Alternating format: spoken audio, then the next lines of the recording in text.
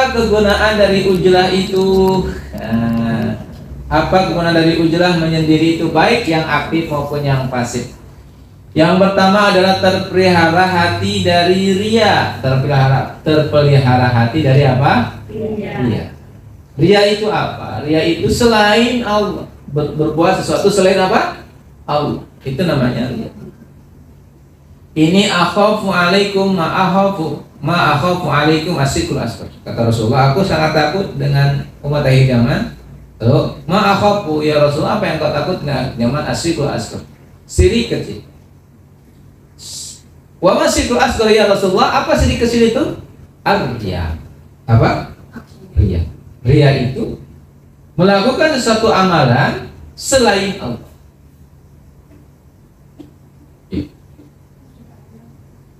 Jadi ujlah itu kita terpelihara dari ria. Hati kita terpelihara. Ya bagaimana kita tidak terpelihara? Karena kita fokus di mana? Sekarang aja. Ya, kita nggak pernah fokus dengan orang lain. Motif kita dalam beribadah pun ini juga bagian dari ujlah. Jadi kita kalau kita mempunyai motivasi, dorongan, kita harus clear dorongan kita untuk siapa. Ya, hati-hati dorongan ibadah kita. Saya sudah pernah menyampaikan tentang sedekah, Bu ya. Ibu itu sedekah karena Allah atau karena kasihan? Seringnya karena kasihan. Rasanya kasihan. Itu kan motif nafsu. Kalau karena Allah itu kan nggak ada kasihan apa-apa. Yang ngasih yang ngasih. Itu tugasnya. Sudah ada jelas kan itunya, siapa? Fuqara wal masakin wal nasabil wasil nabiri. Kalau ketemu dengan fuqara kasih, kalau masakin kasih, ibnu sabil walaupun dia kaya kasih, kan gitu ya. Kita nggak pernah menyampaikan karena kasih, karena kasih itu bisa jadi itu dari nafsu. Nah contoh, jadi motif kita ini butuh dicek lagi. Motif ibadah, motif baca surat Yasin tiap hari Jumat, Al-Kahfi tiap Jumat. Tadi malam yang tanya, Ustaz, Al-Kahfi itu hukumnya apa hari Jumat? Ada yang mengatakan tinggalkan saja. Kata saya, dimanapun baca surat Al-Kahfi bagus, Bu. Senin, Selasa, Rabu, Kamis, Jumat boleh saja, Bu. Kalau saya tinggalin, Ibu sudah baca surat Al-Kahfi sekarang boleh ya sih, boleh silakan. Ya, asalkan apa? Motif kita membaca itulah yang utama. Ya, dan itu insya Allah akan clear kalau kita bisa ucap. Ingat Bu, ijlah itu gimana Bu? Lepaskan kemelekatan. Jadi kalau Ibu lepaskan kemelekatan berarti Ibu fokus di mana? Sekarang. Otomatis pikiran kita fokusnya di sekarang. Betul nggak? Ibu kalau sudah mikirin mau, sudah mikirin pulang, Ibu sudah melekat ke masa depan. Ada kan? Kalau ada berarti sudah melekat ke masa depan. Kalau nggak ada berarti Ibu di sini fokus. Berarti Ibu sedang melepaskan apa? Ya. Jadi perencanaan itu boleh, silakan berencana. Namun kita ini berencana itu, tapi kan kita adanya di sekarang. Maka lepaskan itu, katakan masih di sini. Karena kalau tak, ke Jakarta nih, wah jam segini, ngobot amat celaka gitu. Betul, fokus. Apa sih yang membuat kita ini sering, mohon maaf, di mobil itu kita pun sering ngelamun, ya? Dan terkadang karena itu kita nggak menyatu dengan mobil kita nggak menyatu dengan motor kita, bahkan kita nggak sadar dengan gas. Coba kalau kita nyatu itu enak, ya enak, suara motor bung bung bung kedengaran sama kita itu, beloknya itu kan nikmatin. Pakai mobil juga sama, gitu ya. Jadi orang-orang yang ujlah itu dia akan terpelihara dari ria. Yang kedua, ujlah akan menjaga mata, ya, menjaga mata kita dari perbuatan maksiat. Ibu, maksiat mata itu apa? Kira-kira melihat aurat wanita, aurat laki-laki, ya itu jelas. Tapi bagi kita yang disebut maksiat itu ketika kita melihat sesuatu itu kita inginkan, padahal itu bukan milik kita. Aduh, kayaknya enak banget ya kalau suaminya Pak ini ya. perhatian, suka masak, enak banget ya. Itu mata kita sedang apa? Ya. Pada kita sudah punya suami yang galak itu, yang cuek itu. Karena kita tidak menginginkan apa yang dimiliki. Orang yang ujlah itu dia menginginkan yang dimiliki, nikmati apa yang ada. Betul. Menginginkan sesuatu yang tidak ada itu bikin capek. Tuh mobilnya bagus banget ya. Keren ya mobilnya. Padahal kita sedang naik mobil kita ngambek loh begitu. Iya kan gitu. Nikmati, miliki apa yang diinginkan, inginkan apa yang dimiliki. Gitu. Jadi menjaga mata dari maksiat. Maksiat bagi kita bukan lagi, ya kalau itu udah jelas ya, maksiat melihat itu udah jelas. Tapi menginginkan sesuatu yang bukan milik kita itu maksiat. Bukan hanya, nah, maka kan Allah mengatakan gudul basar, jagalah pandangan yang mata yang dijaga, bukan pandangan basari, tapi mubsaratnya, hatinya yang suka. Kan mata kita melihat, hati kita bicara kan? Betul nggak? Kayak gitu ya. Nah itu kan hati kita. Nah itu dijaga oleh kita, ditunduk. Yang ketiga, selamat lisan dari membicarakan orang lain, berghibah, mengotori diri, ya selamat lisan kita. Orang yang ada di sekarang itu dia lisannya itu diem karena hatinya menikmati. Menikmati apa? Menikmati nafasnya, menikmati penglihatan matanya, menikmati apa? Pendengarannya. Jadi terjaga dari berbicara apa, lisannya terjaga, enggak mau. Bahkan langsung ada ini, ada sensor begitu. Kayak tadi misalkan Bu Ira nyampaikan tentang kecewa, itu sensornya langsung muncul.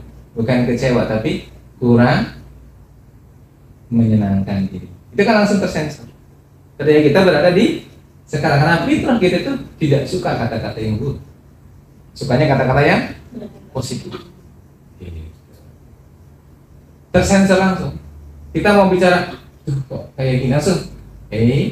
Kita lu udah mahal banyak loh ngasih sama kau mau ngomong lu langsung begitu tersensor. Bahkan kata-kata yang paling dasar itu kan bukan kata-kata lisan, tapi kata-kata apa? Hati. Yang saya sebut dengan ngebatin. Itu yang paling bahaya. Kelihatannya alim, senyum-senyum tapi hatinya ngebatinnya berat sekali. Bahaya itu.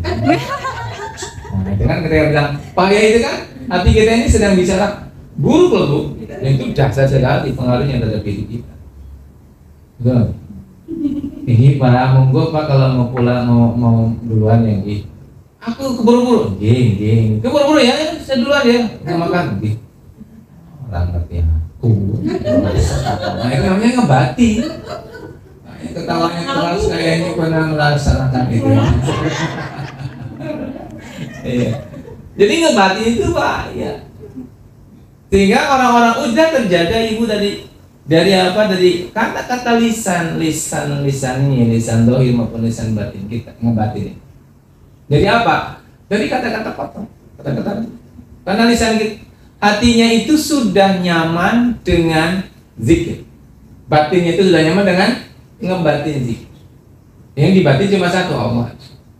Udah nggak mau. Untuk ngebatinin siapa?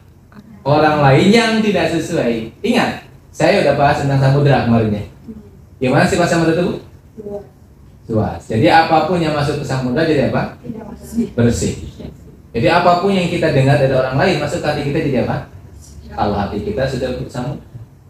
Tapi kalau hati kita masih gelas ya udah.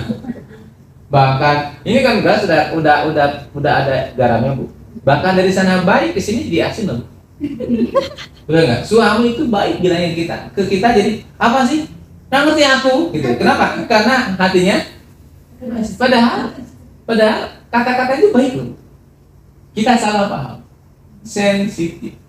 Orang sensitif itu volume hatinya Kecil. Kalau dibiarin Bu, volume hati kecil, siap-siap meledak nanti. Senyum-senyum sendiri. Rasain nanti. Ya. Nah, gitu ya. Jadi orang-orang yang jahat sudah uzlah itu lisannya apa? Nyaman. Lisannya baik, hatinya baik. Kenapa? Yang masuk ke dalam diri itu langsung bersih. Keluarnya apa? Doa. Keluarnya apa? Pengertian. Keluarnya apa? Pemahaman. Tiba-tiba suami cemberut, kurung. Pak, Mimi, Pak. Mimi, Pak, minum. Diem. Ini handuknya kalau mau mandi udah air panas. Diem. Kira-kira kalau hatinya luas gimana Bu? Mengerti nggak? Oh, mungkin sedang ada masalah. Mudah-mudahan solusinya selesai. Ya kalau Papa mau isi itu mau mata cari yang lain.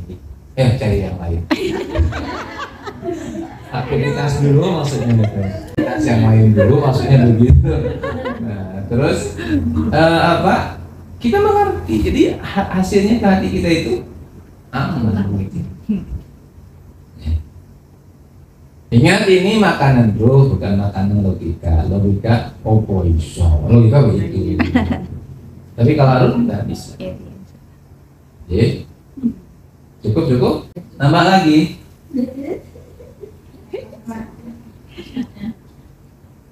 Nah, baik yang keempat terakhir ya. 12. Yang keempat adalah selamat dari orang-orang jahat. Selamat dari orang-orang apa? Jahat. Maksud jahat di sini ada dalam surat An-Nas. Qul a'udzu birabbin nas, malikin nas, ilahin nas, min syarril waswasil khannas alladzi yuwaswisu fi sudurin nas minal jinnati wan nas. Siapa yang jatuh? Yang sering membisikkan ke dalam jiwa kita, ke dalam dada kita. Misi paham-paham yang membuat kita lupa semua. Hati-hati dengan HP. Hati-hati dengan tayangan YouTube. Hati-hati dengan bisikan-bisikan yang lain. Karena itu, maka orang yang sedang uzlah itu kan dia nggak pernah megang HP. Maka dia selamat dari waswasil khannas yang membisiki ke sudut kita. Coba itu. Misalkan ada di YouTube itu. Apa? Gak usah disebut. Ya berhubungan dengan misalkan, gue banget ini, gue banget. Terus apa? Misalkan suami sama istri ya, ini gue banget ini. Aku juga sama suami digituin. Terus ibunya itu bilang, kita kan wanita, emansipasi wanita, lawan suami kayak gitu. Gugat cerai aja. Iya benar ya. Nah, itu kan dibisiki. Karena kalau ibu gugat cerai, ibu tidak akan mendapatkan apa? Hikmah, pelajaran yang sudah betul-betul Allah rancang dengan sangat rapi. Skenario hidup kita sudah dirancang dengan sangat rapi sama Allah, yang nanti di endingnya kita bahagia. Tapi karena kita terbisiki, akhirnya apa? Rusak skenario. Itulah yang diskenariokan Allah kepada Nabi Adam alaihissalam. Wa qulna ya Adam uskun anta wa zawjukal jannah wa kula minha ragadan haitsu syi'tum. Itu Allah nyuruh sekarang itu Nabi Adam itu di mana? Di surga dengan pasangannya, duduk-duduk rezeki dan wa kula minha ragadan haitsu syi'tum. Wa la taqrabu hadis saja. Jangan kau dekati satu itu. Tapi justru beliau mendekati pohon. Setelah ini kan gagal. Kenapa Allah kasih kepada kita ayat itu? Untuk kita ini memahami, agar kita ini tidak begitu. Maka apa yang hari ini kita dapatkan? Pohon itu apa? Bisa jadi pohon itu ya itu ketidaksukaan kita, ketidaknyamanan kita dengan takdir Allah. Ya. Terus kita apa namanya? Kita langgar itu. Kita tolak itu. Justru itu pohon yang seharusnya kita biarkan. Kadang dia. Nah, yang jahat-jahat itu bernama apa tadi? Bisikan-bisikan. Baik dari jin maupun manusia. Ya. Suatu saat kita bahas, apakah Bapak Ibu ini jiwanya masih ada parasit? Ngapunten ya? Apa parasitnya Bu? Ya parasitnya tadi jin. Makhluk-makhluk eterik, jin yang membuat ibu malas sholat, yang buat ibu marah-marah sama suami, yang buat hatinya nggak pernah apa? Luas ya, sempit terus. Bawahnya apa? Sempit. Terkadang itu memang juga ada makhluk eterik yang masuk ke dalam diri kita. Berawal dari apa? Awalnya kita lupa ya. Kalau kita lalai, nah lalai itu masuk ke makhluk. Kita berbuat maksiat masuk ke makhluk. Menyimbangi beberapa tubuh kita ini. Ya, gitu ya Bu ya? Iya. Barakallah, mudah-mudahan bermanfaat untuk kita semuanya. Kita tutup dengan bacaan hamdalah bersama-sama. Alhamdulillahirobbilalamin. Subhanakallahumma wa bihamdika asyhadu an la ilaha illa anta astaghfiruka wa atubu ilaik. Assalamualaikum